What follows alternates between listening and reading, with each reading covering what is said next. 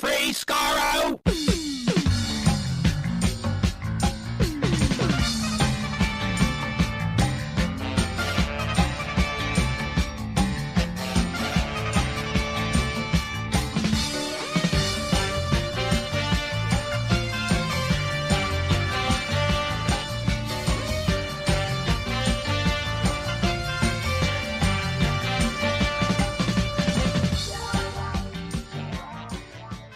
Hello, everyone. Welcome to Radio Free Skaro, episode number 923. I am Stephen in Edmonton. Warren in Vancouver. And Chris in Edmonton. I'm not going to lie, I'm a little tired today. A little tired as we record this Saturday, September 9th. And why is that, Stephen? Why? Because I don't know if you folks out there know, but there's a new video game out there called Starfield, and I was looking forward to it when it came out, and I thought this will be fun, and little did I know that I would spend almost every waking hour playing Starfield, and that's what I've done. Way to go. Yeah, I'm very tired from playing that amazing game. I don't think I have progressed the main plot line in days, but I am loving it to bits. The only thing I've seen about that is some little animated GIF or something of the ability to change which way around the roll of toilet paper is. That is brilliant. I love it when they sneak stuff like that. Oh, I didn't know that. Where's... Oh, I have to go find it. It's some space station somewhere. You can actually switch what side it's on, so the cat doesn't get into it and make a mess. Oh, great. Now I got to find that somewhere. What have you done, Chris? What happened? Why did you do that to me? Why? Why? I'd say I've incentivized you, but I'm not sure what the incentive is. It's a gamification of a game. Yeah. It is. It's a very good game. I'm really enjoying just flying around space. I am also playing it. Yeah, you are. Yeah. Not as much as you. I'm also alternating between it and Baldur's Gate on my PlayStation. Yeah. Yeah, I don't watch TV shows anymore. So, I do. I watch the Star Lost because we do. I'm just keep I'm not plugging the fact that we're going to do a Radio for Skaro based on. And you should. Yeah, I suppose I am, but I'm also bracing people for it. That there's a show out there from 1973 called The Star Lost, which was was originally conceived by like Douglas Trumbull and Keir Dullea and Harlan Ellison, and it was going to be this by huge Harlan thing. Ellison, and then those other guys helped. Yeah. And then it eventually got made in a cheap Toronto TV studio, and it looks terrible, which is why we love it, and we are going to focus on why it became what it did in a couple weeks' time. So as I've been, which is not much. It's only us holding the torch up. It really is. You know what? You look on if you search out Star Lost episodes to watch on YouTube, they're all on my account. They're all posted by you. They're all on my also, account. Chris, I have to give Chris a shout out here. He found the one and only bit on AO3 of Star Lost fanfiction, which is a crossover with Doctor Who, and just like the TV show, nothing happens. Because I read it, and it's a whole lot of nothing. A lot of nothing. Which I'm praising the author for, because they've captured the essence of the television show. It was amazing. Yeah, we... Annette, our friend Annette, who's going to be on the episode, came over. We were going to watch one. We're going to subject Erica to it, and then move on. But Erica enjoyed the first episode so much that we watched the second one too. And it's just like, oh no. Well, that's Sterling Hayden. Who can resist? I know. Probably drunk Sterling Hayden. Oh, it's amazing. Yeah. Oh, we'll get into it in a couple weeks. We got Mawdryn Undead. Part 2 of our Mawdryn Undead commentary is this week with some other. So yeah, we got some stuff. Got some stuff happening in September, which will be fun and interesting and enticing and fascinating to come in the weeks as we wait for new Doctor Who to come. Because we are less than 3 months away from brand new Doctor Who. And this regime actually seems to want to promote the fact that there's new Doctor Who coming as well, which is also exciting, as you can tell, because there is a Who Spy has returned, just out of the blue, on Twitter and on Instagram, on the official Doctor Who accounts. They said, Who Spy, this sort of thing. So for those that don't remember, I didn't realize it was this long ago, but Who Spy was a thing that was on the official BBC Doctor Who website leading up to the first series of Doctor Who back in 2004, which is astounding that they're bringing this back now. So there'll be like little teaser pics from behind the scenes throughout leading up to the 60th anniversary, which is cool. That's as bad as a callback to the censorites. What's bad about a callback to the Censorites, sir? How dare you? Exactly. The Censorites. Oh, yeah. And also, I've been ragging on you for the whole same thing. So Yeah. I do appreciate on Instagram how RTD replied, "Who's spy? My old enemy." nice. I like that, actually. Yeah. Try to keep all this stuff secret, and here's the social media team going, oh, look at this. Is that a pteroleptal? It might be. It's not a pteroleptal. Well, they did mention it in the Time of the Doctor, so I'm sure they're coming back. They did. Is that Absalom Dack in a slideshow of criminals? Damn well better be. He better come back. I want to be pandered to properly. Go to hell, Ashoka. Give me more pandering with comic book characters in the 1980s. Maybe the new spinoff, the spinoff that we've all created in our mind that is definitely happening, and whichever spinoff it is that's in your mind is the one that's going to be going forward, is actually an Absalom Dack spinoff, and actually that's not a bad idea. I think there should be I've got a cop show called Adam and Adric. Somehow Adric's back with Adam, and they're both cops, right? In the 90s, let's say. I don't know. Who cares? Well, there might. I mean, add the third one there, and you can have Adam and Adric and Absalom. There we go. Oh, that's sweet. True. Absalom. They got to keep him back because his methods, the chief hates him. He's taking his badge and gun away all the time. Maybe he's the chief. Maybe Absalom Dack is the chief. It'd be better if Adric, you got an older Matthew Waterhouse, he's the chief of police. And then you've got Adam and Absalom, and they both have unconventional methods. But they get the job done. Well, I mean, clearly Adam's got to be the know-it-all because he literally is one. Mm-hmm. And he's going to last 2 episodes before Absalom kills him, basically. So... Yeah, you might say that Adam is adamant about things. And then, so music by Adamant. Adamant will come back. Is he still with us? I think he is. But Adamant Lives was a show produced by Verity Lambert back in the mid-'60s after she left Doctor Who. So there you go. There's Which I was mixed up with the music guy. I could never keep track of. I know. I never saw. I think it was some dandy from the Victorian days came. It's basically Austin Powers, except he's instead from the 60s, he's from the 1860s, essentially. I think is how it worked. Don't at me. Don't at me. Which is more problematic, that or Austin Powers? It's kind of a tie. I haven't seen Adamant. I don't even know who was in it. I don't know if any episodes still exist. Don't at me. I can Google it later if I really want. This is off the top of my head. I do like, though, that Austin Powers seems to have fallen down the same cultural hole of nobody caring anymore. I don't know about that. I think people have kind of looked back at some stuff with it regarding it with some glee. I think I like those movies. I don't think when so. They came out. Nobody quotes it anymore. It used to be people would shut up about it. And now nobody does. Well, that's fine. I mean, so there is something to be said for the balkanization of media. It turns out. Yeah. Well, I mean, here's the thing. I mean, we're all in our mid to late 40s, or in Warren's case, early 50s.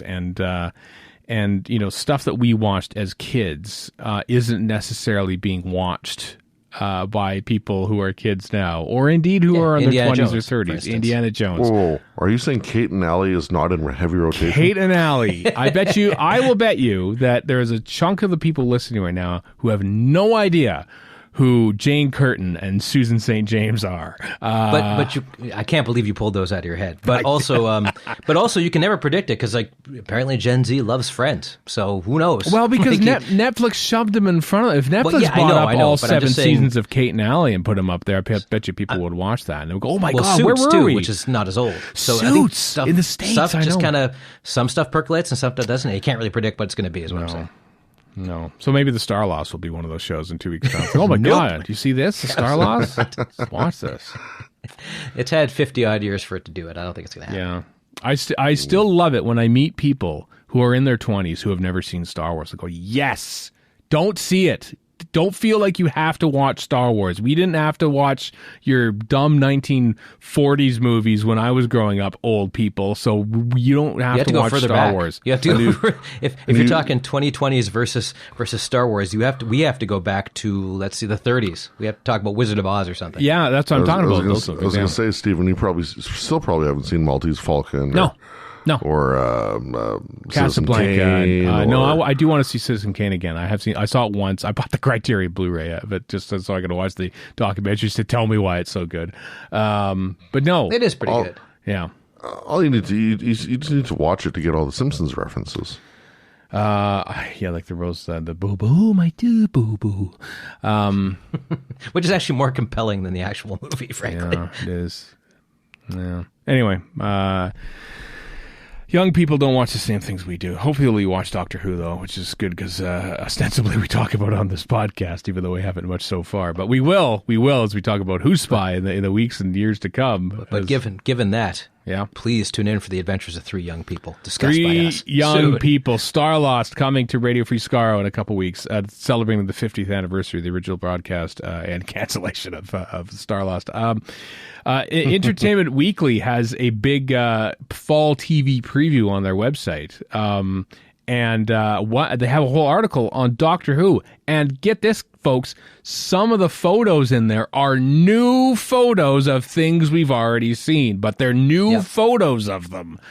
Like there's slightly different angle. Yeah, there's David Tennant emerging from the TARDIS, which looks like it's under a bit of a repair there, as every new production team comes in and has to think of a way to reason why the TARDIS has completely changed its interior despite not blowing up. And then there's one of Neil Patrick Harris dancing. It's a different shot of Neil Patrick Harris dancing. Oh, well the then. trailer.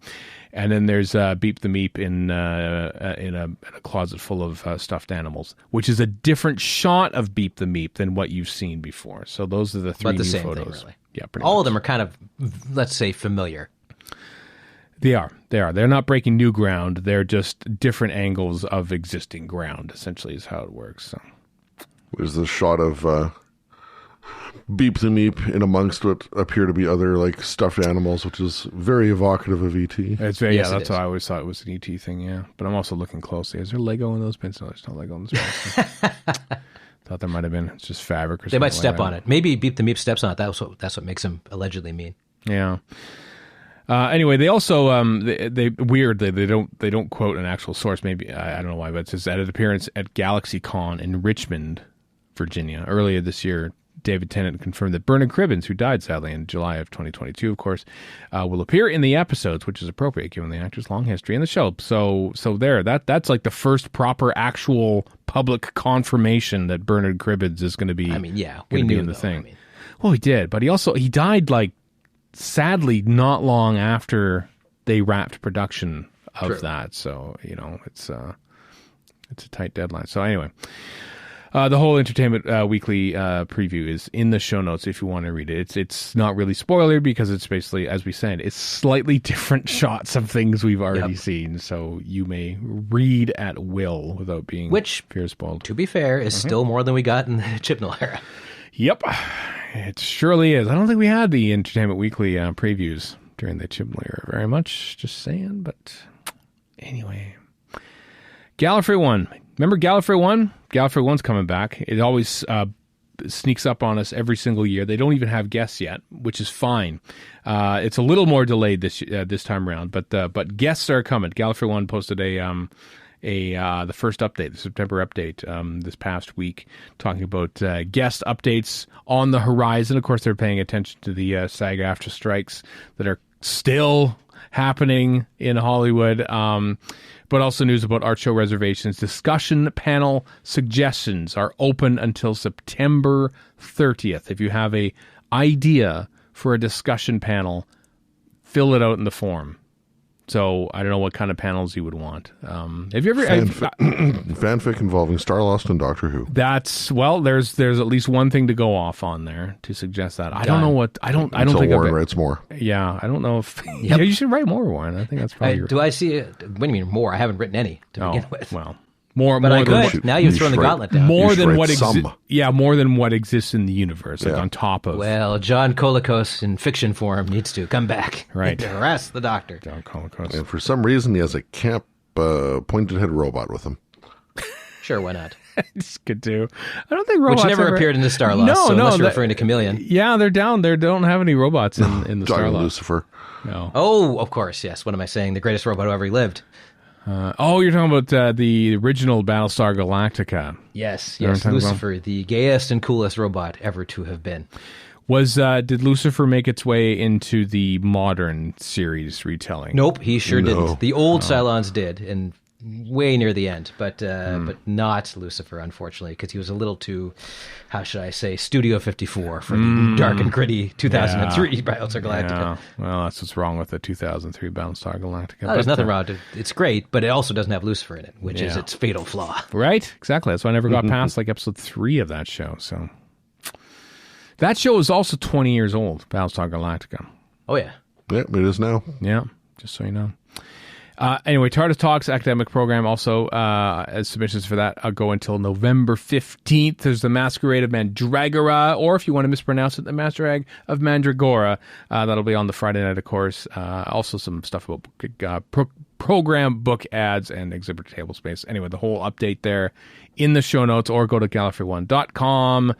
I actually perused flights for the first time, because I was thinking, what if we want to like stay a couple extra days or something like that, which we haven't done for quite a while in Los Angeles. Because, I never think about how life is going to be when Galley rolls around, and how much I would actually appreciate a couple days off in the sun. And so maybe I'll do that this year. I know, Chris, you go full week anyway, don't you? Tuesday to Tuesday usually. That's your yeah. Have done for lots of years. Yeah, I did that last time, but I'm not going to Disneyland again. So, I went once, and that's probably 10 years from now. I'll go again. I don't need to go that often. No, but I mean, you could go to like Universal or other things there too. You could also go see the coast. I mean, you have the coast anyway, Warren, but it's Vancouver, so no one pays attention to it. But no, nobody cares, including me. I heartily endorse going to the Simpsons land in Universal Studios. Really? I think the main draw for me, and I imagine for a lot of people who go to Gallifrey One, both guests and attendees, is that it's sunny there and like 20 degrees Celsius, which is great. And come February, after having the sun set at like 3:30 p.m. here in Edmonton, it's like, you know what? I'm okay with the sun being up a little longer in the sky and me not wearing a coat. So that's my main draw, and I might do that. Who knows? We'll see. We'll see what we do. Eric and I. Anyway, Gallifrey One coming up. Let's see. Okay, so let's talk about rumors here. The Sun has led with this, and other people have picked up on it, that Ryan Gosling, who of course was in Barbie, the Barbie movie. I don't know if they made a movie about Barbie. I don't know if it didn't make much of a splash in the summer, but nobody cared. Just like Ben Shapiro said it would happen. Yeah, Ncuti Gatwa was in it as well, and Ryan Gosling ran up when the news came out that he was going to be Doctor Who, and was overjoyed and everything. So everyone put together, oh wow, Ryan Gosling actually likes Doctor Who and everything. So naturally now we are at the end point where Ryan Gosling will be in Doctor Who, so says the Sun. Or, as I want to read this because everyone's sort of picking up on it, that Ryan Gosling is 100% in it. Here's the quote from the Sun, way down in the article. A TV insider said, so there's your source, a TV insider. Right. And I quote, "This would be a huge," emphasis is mine, "this would be a huge coup for the show, but also a real honor for Ryan, who is something of a Whovian. It's not clear yet what role he'd have," so still, again, "but the writers would tailor a character for him to play if he could find the time in his packed schedule." So wow, that little quote, that's a lot, right? That is based on a lot. That's like when I read the federal budget for work and go, so you're sort of spending this money, but not really. Gotcha. Yeah, and that is like 8 paragraphs into the article is when we finally find this out. So now what's the Sun's... Take this with a grain of salt. Like, I know the Mirror is annoyingly accurate about these sort of things, just like TMZ can be annoyingly accurate. Is the Sun not so much, or is it in the same ballpark? I don't know where the Sun is these days when it comes to... I'm not up on my UK tabloids, but you're right about the Mirror being frustratingly on target with a lot of their stuff that they put on. I don't know if the Sun has broken anything recently when it comes to that. So, but given that quote, and whoever this TV insider is, probably like someone on Gallifrey base or something like that. I don't. Siobhan Galashan, I'm looking at you. Yeah, I don't put a lot of stock into this. I don't know. I mean, where are we when it comes to strikes and stuff now? Because there are, obviously Doctor Who is entering production as per usual. There are people in it as per usual who are probably not part of SAG in the US. And so but like Ryan Gosling he's Canadian, but Like, I don't know what is he restricted from working there by the union? You know, No idea. I have no idea what the ground, like, is he crossing a picket line by going to work somewhere else, which is not affected by the SAG-AFTRA strikes? I don't know the background to all this, but maybe we should get Gary Russell, who was the amongst many other things in Doctor Who history, like union representative for the BBC way back when, because he was all over that Shudder strike documentary when it came out. To explain the ins and outs of this, but I don't know. It would be fun. Don't get me wrong. It would be fun to have Canadian Ryan Gosling in Doctor Who, but based on what this article says, it seems like it's wish casting more than anything. Well, and it sounds like him and Shooty are buddies, so maybe that's the road by which this may happen or may not happen. I doubt it, but I mean, if it does, great, wonderful. It's just a cameo, probably, if it's of anything. So maybe, or if it happens, which I don't think it's going to. No, but we'll see. Also not happening, possibly, is a unit spinoff. So Jemma Redgrave was on Good Morning Britain this past week, and naturally talk about Doctor Who came up, and she says, I don't know anything about a spinoff. There's been a long rumored unit spinoff. But I've been asked, and I have been back. I've done one episode for season 14 where she appeared with Millie Gibson. She also said that she never acted. Actually, she never shot anything with Ncuti Gatwa, which is interesting. So this is something that I've speculated on because they filmed series 14 for months. It took a long time, and they took like a month break for the actors essentially, and then they're back at it soon or already in pre-production for Series 15. So where in that timeline do you actually shoot a unit spin-off, given that a lot of this stuff would probably be out on location and you would see, all that. But I haven't seen a single set report of saying, oh, it looks like there's a bunch of unit stuff happening. So I'm inclined to agree with Jemma Redgrave here. Just to fuel the fire for no good reason, the unit spinoff is the musical episode. There you go. It's just one. It's a one-episode spinoff, and it's all soldiers, all singing, all dancing. Yeah. I still think if it is a spinoff, it's a Dalek one or a monster one that could be based in outer space somewhere or on a different planet where you wouldn't be shooting on location. Because I think back to when David Tennant was first announced as returning, and I think he said at some convention or something like, "Oh, you've only seen a tiny bit of what's going on. There's so much happening behind the scenes." That can mean anything. I know, but I feel like Bad Wolf Studios. Have a look on Google Earth if you want. The size of the studio that Bad Wolf Studios is compared to Routh Lock, where they shot Doctor Who most recently, is vast. It's like 4 times the size. So you could shoot a lot more stuff in a studio and not have to rely on location stuff, They also could be making stuff that has nothing to do with Doctor Who in there, like to make more money.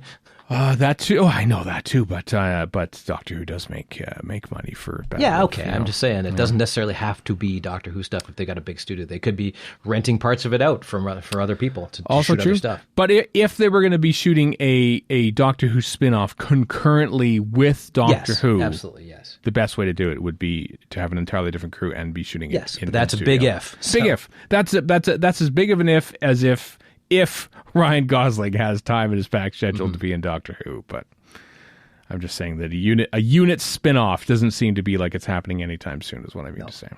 Unless they shot it she could be lying. Who knows? That's true. Maybe it'll be like the Sandbaggers, and there'll be next to no location shooting, and it'll all just be people in rooms talking to each other, and that's what unit is. Come on. Moscow Airport by way of Croydon. Come on. It's great. I love it. Full green screen like Sky Captain in the World of Tomorrow. You will never let go. I give Chris crap for saying you'll never let go of Sky Captain while we're ranting about the Sandbaggers of Star Wars. We have not a leg to stand on. That's true. So. Yeah, Chris is. I honestly don't remember the last time I even thought about that movie, let alone mention it. I'm not sure if I keep going on about it. But no, you have. Well, not to the extent we do, to be fair. So about our hobby horses. That's true. Is Jude Law going to be in Doctor Who? He was once in a movie called Sky Captain of the World of Tomorrow, and that was constantly mentioned by Chris at RFS. I think there's your link right there. I think he's coming to Doctor Who. Also, to be fair, Chris, to further defend you against the accusations I don't even know if I'm making in the first place, everything is Sky Captain in the World of Tomorrow now. Absolutely everything. You shoot in the volume, it's basically Sky Captain in the World of Tomorrow. So You're not wrong about that. It's true. But, you know, there are more current examples, like, as you say, Warren, literally everything. Is Ahsoka? Did they shoot Ahsoka on the volume? Is that? That would involve me caring. So I don't know.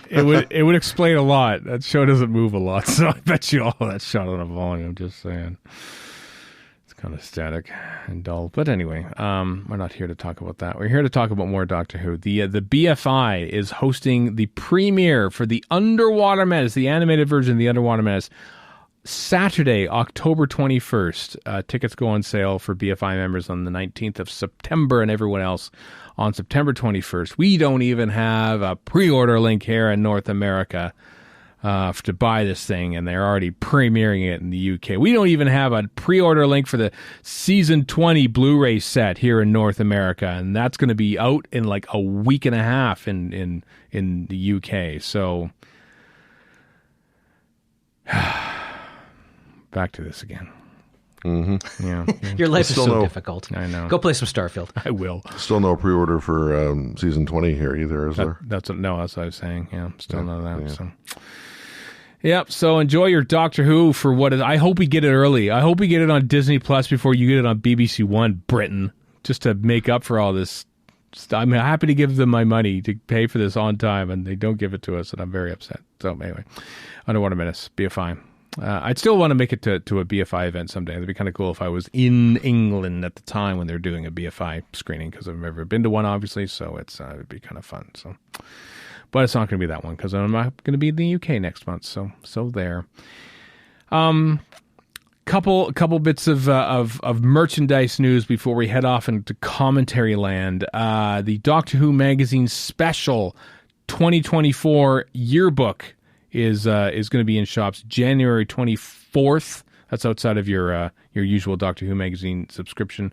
I just want to know there's no final cover yet. There's a picture of Ncuti Gatwa on there in one of his costumes, his initial launch costume, which of course we've barely seen again. It's funny how that costume was the big thing, and all the cosplayers said, "Here we go, this is it. This is the costume. It's pretty cool." And then, like, literally the next day, it's like, and here he is in an entirely different costume. Maybe that's what Tennant was saying when he said, "You ain't seen nothing yet." He's just referring to Ncuti Gatwa's costumes. Because he'd be right. Racks and racks of clothing. Yep.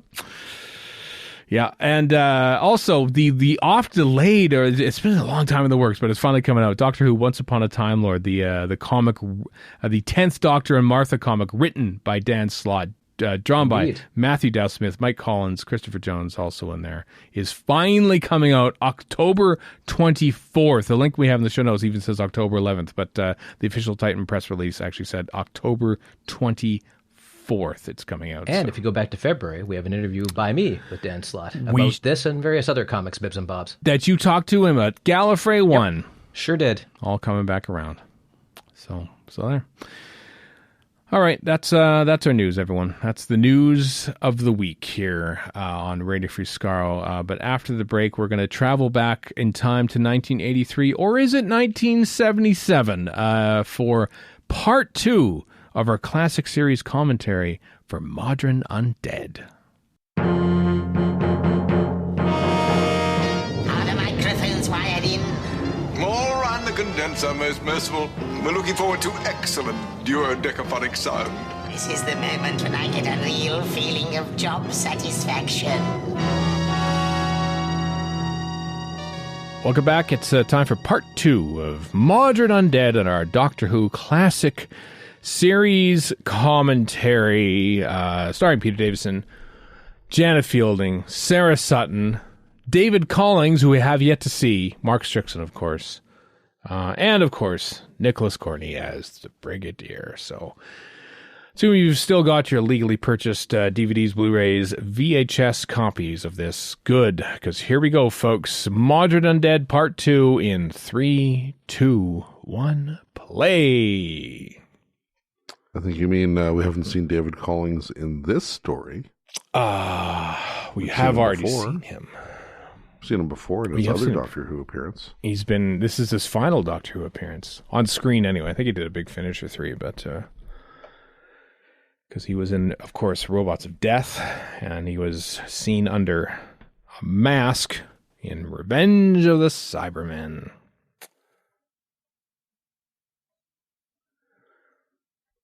But as I said, not here yet.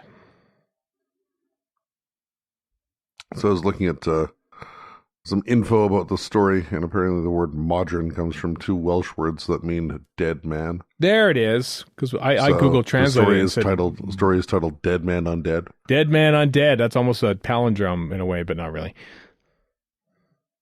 Please tell me somebody who didn't like it used the headline Mawdryn Undead. Oh, I kind of wish. I kind of wish. Note for a RFS episode title. Maudlin. Mental I don't think note. it is Maudlin, but I couldn't resist using it. I kind of wish it was. I mean, the classic Doctor Who was never really Maudlin. You know that much. So clearly, Warren, you mean Sammy Maudlin from SCTV. Could be. Oh boy, there's a throwback for you, kids. Very, very focused throwback. Yeah. See, I love that. I love that he looks up. And then it was, wait a second, why would he know that? And then he immediately, so obviously he knows that and just gets on. It is 1983. You know, rock beatings are common in 1983. I guess so. Well, just him knowing, deviants and trans warped ellipse and all that crap. But I have a deep love for these roundels. Roundels are always the best. I don't know what Perhatsky was thinking back at 63, but God, I'm glad he thought it, you know? And these columns, too. These columns and the roundels just go together like peanut butter and chocolate. Mm-hmm. I agree. Good set. Also seeing near the end of its days. I mean, I love the Five Doctors set. It's probably my favorite. I mean, I know you like the secondary control room, but I really do love it so much. I feel like this one, they often like truncated it still, even though we don't have that much studio space. So guess what? It's about 3 feet closer to the wall now. But the Five Doctors one always seemed to be more spacious, and I always like that for a room with a thing in the middle of it. But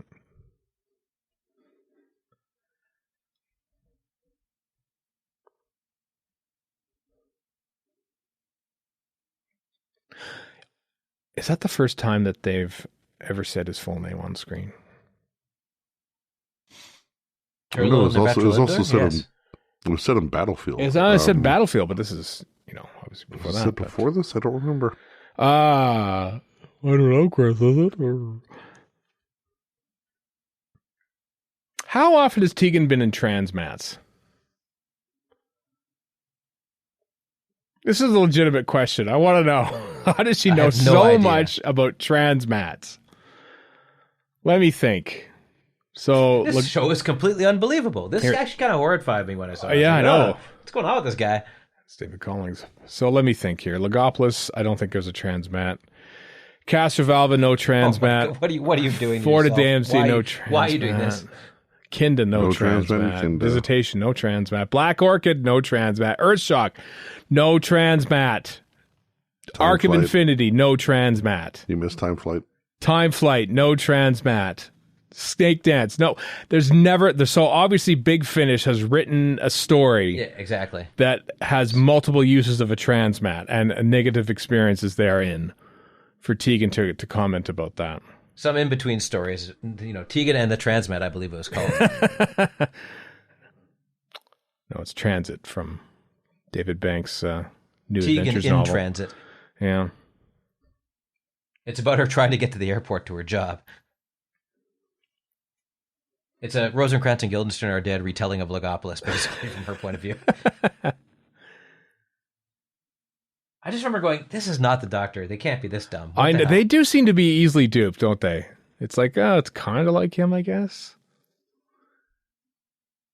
I mean, was this what his underwear looked like? I mean, did any of us sneak a peek at some point? Yeah, why is he wearing a toga of some sort? What's going on here? Oh, newly fat-shamed and going into the office. I hear you, Berg.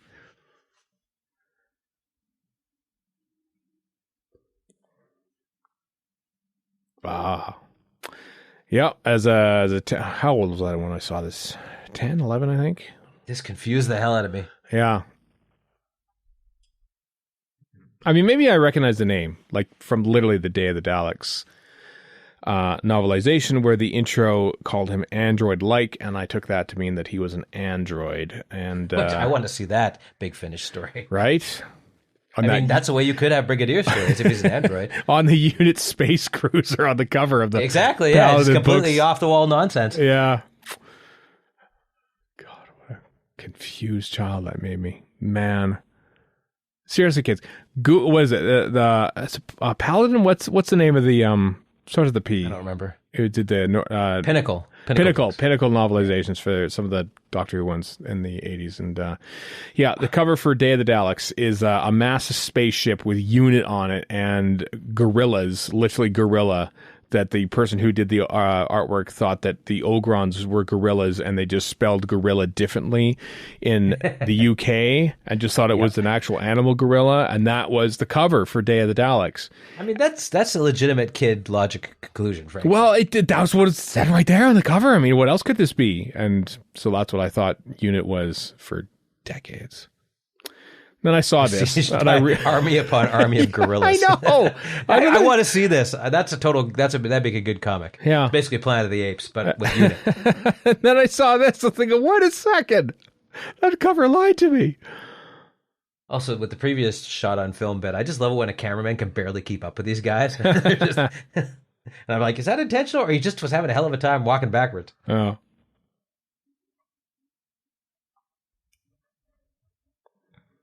By the way, isn't the Brig married? Or Well, no, not right now. He meets Doris at some point after this and before Battlefield.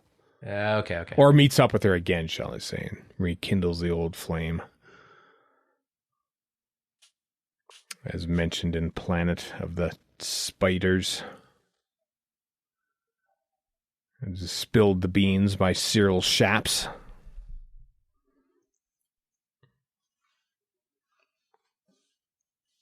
Wah, wah. That makes no sense at all, Brigadier. No. Classic military mind. Is the Brigadier's appearance in The Five Doctors later on this year somewhat muted because of the fact that he's already returned after a long absence here? Or would it have been better if it was Ian Chesterton here and then the Brigadier in The Five Doctors brand new? Yeah, ideally, sure, but I don't think it muted. Like, as a kid, I'm like, oh, the Brigadier, isn't this cool? Like, I don't, I don't think I was sitting there going, I'm very disappointed. Mm-hmm. I'm not a British fan of the 1980s. What are you talking about? Yeah. I take what I can get. I could totally see Sergeant Benton selling secondhand cars, but still remember at the 1988 local Doctor Who convention, the trivia thing. One of the questions was, what were Benton and Harry doing after? For some reason, I always transposed to my head that John Levine was the one selling secondhand cars. It kind of comes off as a guy who would. You might be right about that, Warren, actually. Yep. Oh, this sequence coming up is just gorgeous. I mean, also pandering. It is a bit pandering. I mean, it's the 20th anniversary. I mean, whatever, But it's, apart from, I suppose, the Gopless, like, when the Doctor's life is running, before his eyes. Like, these are all clips that I had never seen before. Hey, look, Boba Fett doing something from back wherever. Yeah. What's the difference? There isn't one. Like, it just seems like so, wow. Well, there's 3 Doctors right there. 3 Doctors again. Claws of Axos action. Claws of Axos, yep. President Trump. Day of the Daleks. Day of the Daleks. We got a little spearhead from space. And I thought, what the hell? What is this? Like, I tried to, write a storyline as to why the Doctor was walking out of a smoking TARDIS. There's your robot. The OG. There he is. Zygons. Zygons.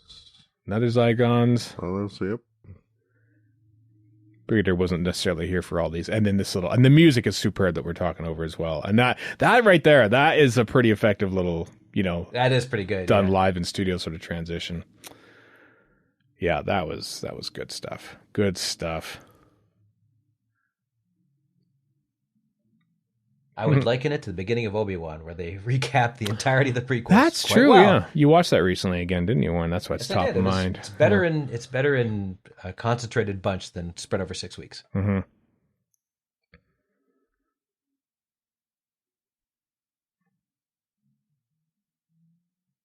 Oh, there we go. That's all you got to do to break the mental block. Just tell them about things. Show them a DVD. Here's what you did before. Everybody else in the psychiatric ward is just faking it. Exactly. Throw on the old DVD next time.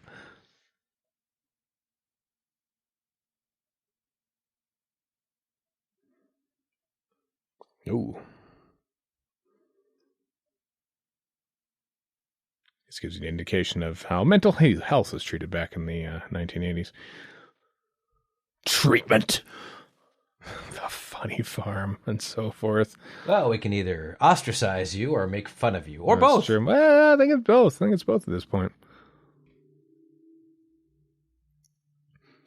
I'm always admiring of set designers, like when you're building a flat of the Brigadier. Like, what kind of environment does he live in? What books does he read? What pictures are up? What kind of lamp fixtures does he have?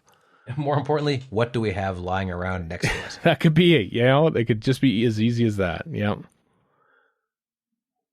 Whereas the TARDIS is like there's a wall and there's a clothes stand, which we never use, but it's there.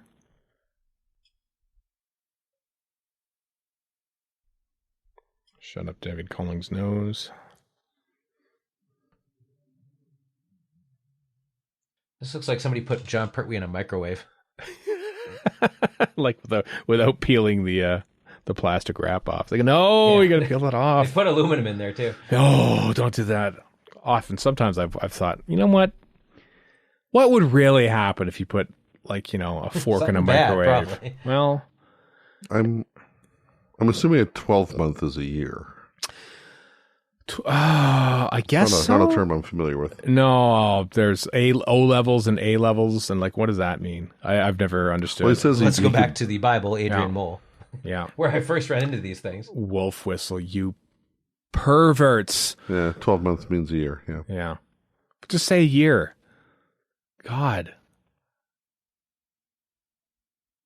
why do they call it fortnight? Like, not the game. I'm talking about 2 weeks. Is that how long it takes? You spend 2 weeks in a fort? Is that why they call it that? No idea. Is it my mind was Shakespearean? blown when I read a history of Britain, a short history of Britain, and it said the reason it's called the Chancellor of the Exchequer is because they had a table with a checkered cloth table. That's where they did all the finance stuff. It's that simple. Wow.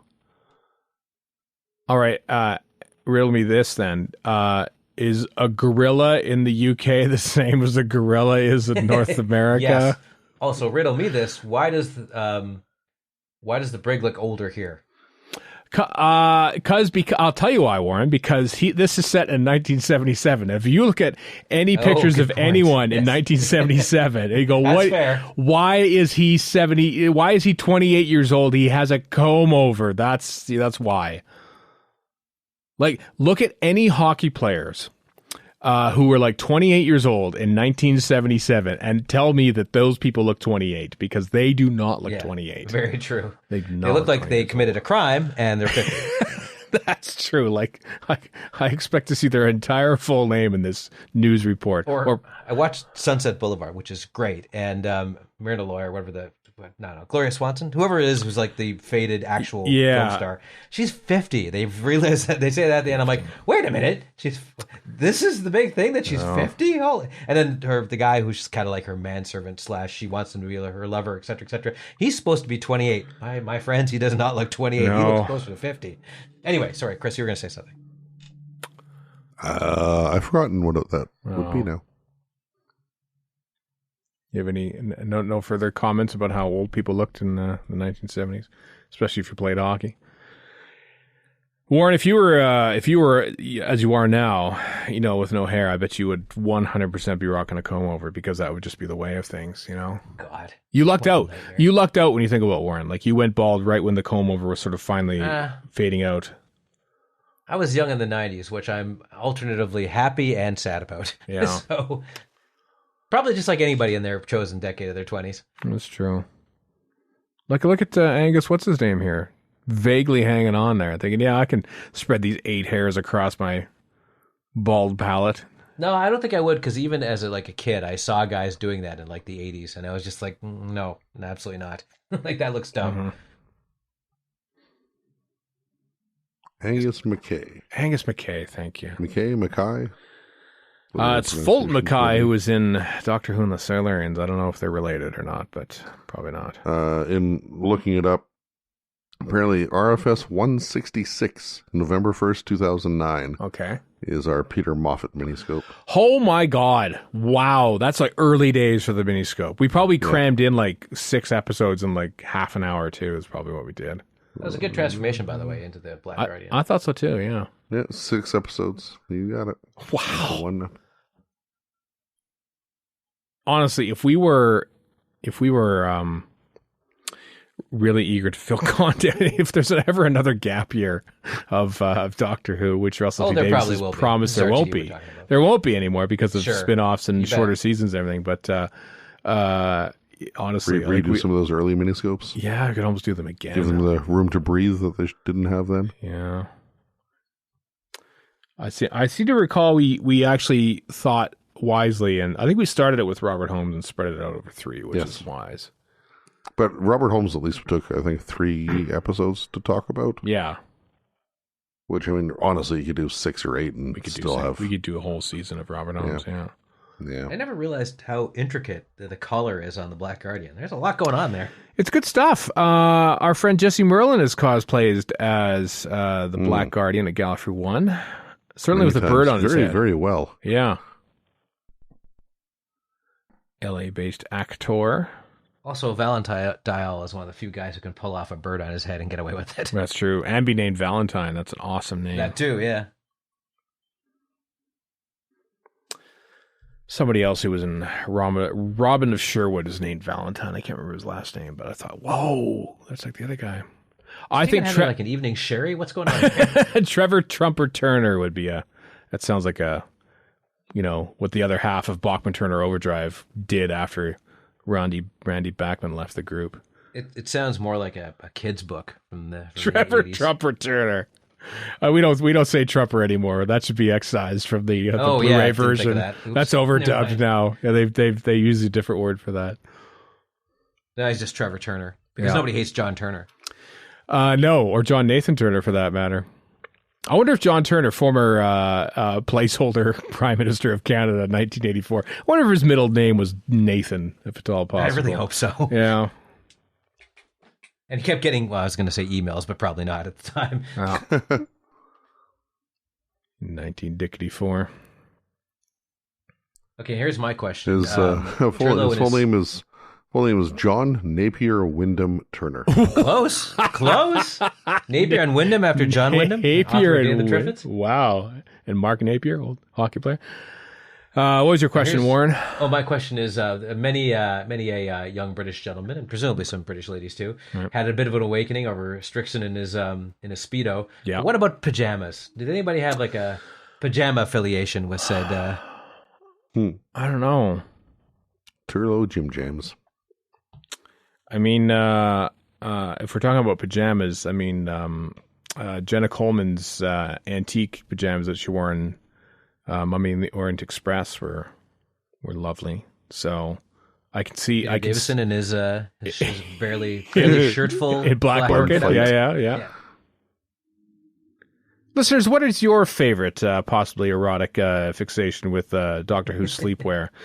Tweet at us at Radio Free Skaro and on Mastodon and tell us. All these 1977 Silver Jubilee T-shirts make me go, they didn't have any money left, did they? I kind of want to. I want one of those exact shirts. Just think about how they should have had a Sex Pistols song going on in the background at the time. Specifically, Anarchy in the UK, but I wonder if you could license that because I bet you the Sex Pistols are real jerks about their stuff being licensed. Or were at the time, which is funny when you think about it.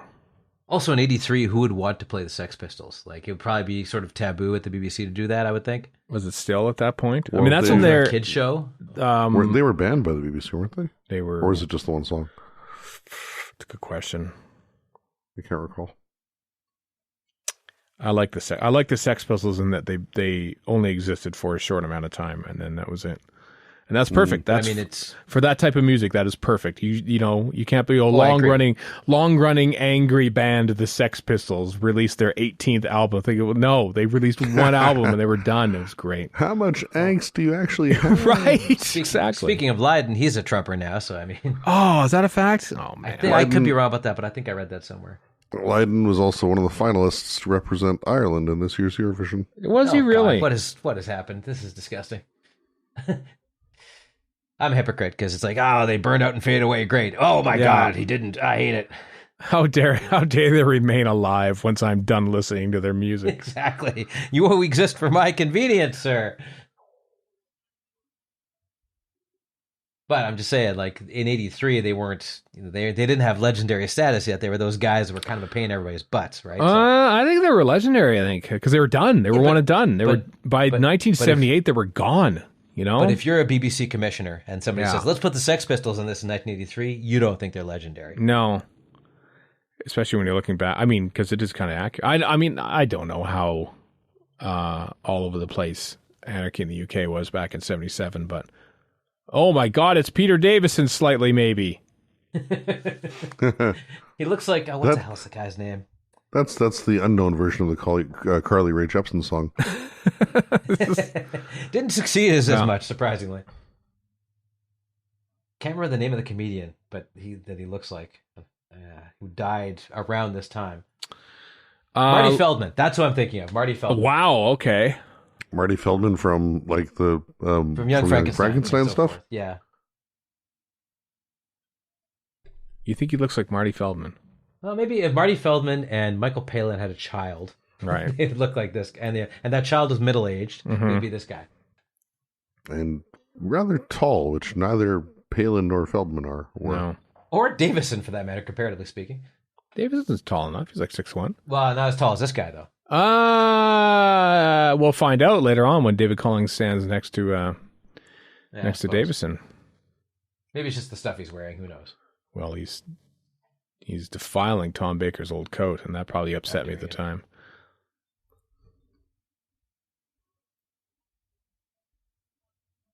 $5'11" according to a random internet search. Who? David Collings? David Collings. Yeah. All right. Well, I was wrong. That made him the sixth tallest man in Britain at the time. There's no way that's necessarily true. Possibly true, but not necessarily true. Well, the cigarettes did stunt everyone's growth. That's true. And the baked beans. And all the asbestos in the BBC. Oh my God, his brain's exploding. Wow, that actually moved too. I didn't remember that. Wow.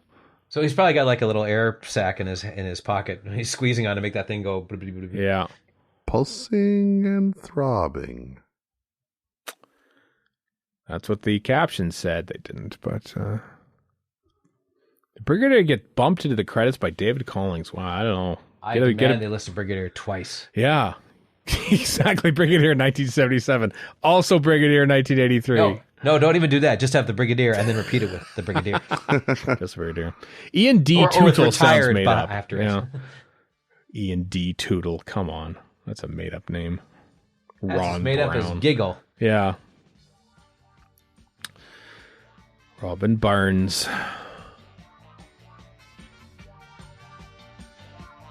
Martin Ridout, whenever he left a party, goes, Rid out. And then just waved his cape and walked out the door. At somebody. Yep. And they're like, why does he do that every time? Really violent. Oh. Especially since it was peach schnapps. It burns.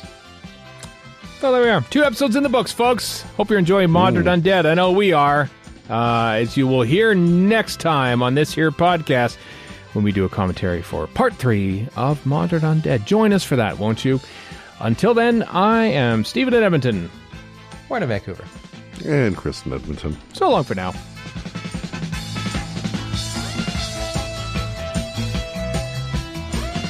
You've been listening to Radio Free Skaro. Find us online at radiofreeskaro.com. Follow us on Twitter and Tumblr at Radio Free Skaro. Subscribe to us on iTunes and donate to the show at patreon.com/Radio Free Skaro. Thank you.